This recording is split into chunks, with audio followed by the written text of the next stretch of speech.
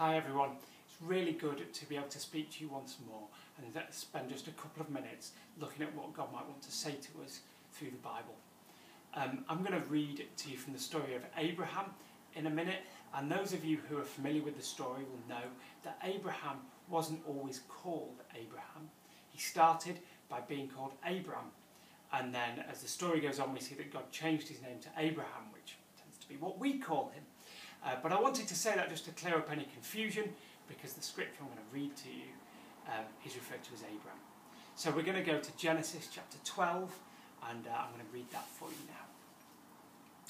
The Lord had said to Abram, "Leave your country, your people and your father's household, and go to the land I will show you. I will make you into a great nation, and I will bless you. I will make your name great, and you will be a blessing. I will bless those who bless you, and whoever curses you I will curse, and all peoples on earth will be blessed through you." So Abram left as the Lord had told him. At the moment we're doing a family devotional as a family, obviously, and it's a 40-day programme that we're working through, and it starts with creation and works its way through the story of the Bible right the way through to Revelation at the end. And the kids are really loving it.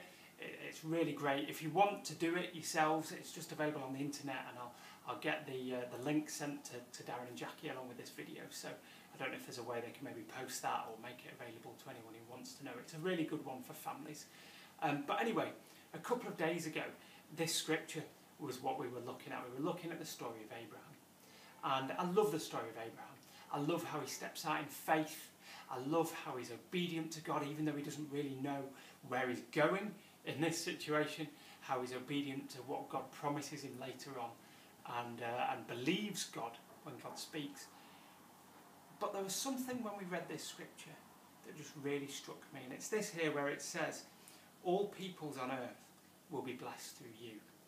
And it got me thinking about the line of Abraham and how we go from Abraham, then he has his son Isaac, and then we have Jacob, and we keep going and we keep going and we keep going until we get to Jesus. And we know, Jesus went to the cross. He went to the cross to pay the penalty for our sin. He rose again in victory over that. And it's through Jesus that we receive that blessing. We receive that forgiveness. And the Bible tells us that we're adopted into God's family. And that's the amazing thing, isn't it? Here in this scripture, here in Abraham, we're looking at the beginnings of the family of God. And we have the privilege of being adopted in to the big family of God. And that's a family that goes all around the world, but it's also a family with such a rich depth and a history to it. And I was just amazed by this. And I think that we live in such an individualistic world, don't we? That's so focused on me and what I've achieved that we can lose sight of the fact we're actually part of a big interconnected family. And the person in charge of that family is God the Father. And so sometimes instead of focusing on ourselves, we need to focus on that big picture of what is God doing and what's my part to play.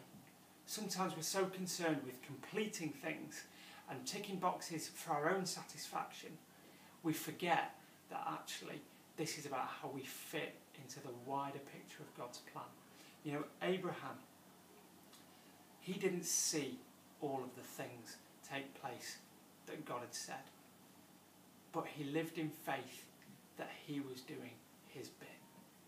And so I want to encourage you today. You're part of a big family of God. If you've received Jesus, you're adopted into that big family of God. And we have a responsibility to that family. And part of that responsibility is for us to do our part, but let God fit that into his plan. And not concern ourselves with our own sense of individual achievement, but instead recognise that we're all part of a big family. And we can enjoy doing what God's asked us to do, knowing that it fits into a big picture. And so I hope something of what I've said to you in that will be of some encouragement to you today.